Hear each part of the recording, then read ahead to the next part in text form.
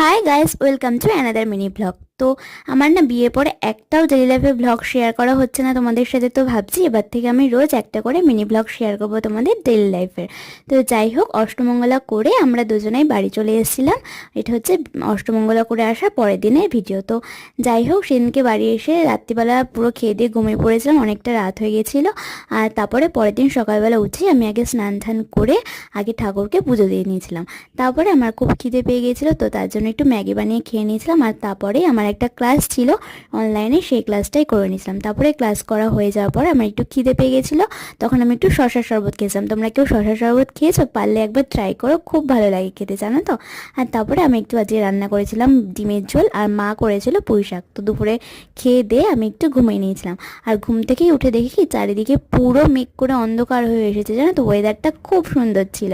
ভিডিওটা কেমন লাগলো অবশ্যই জানিও, চ্যানেলটা সাবস্ক্রাইব করে রেখো। বাই।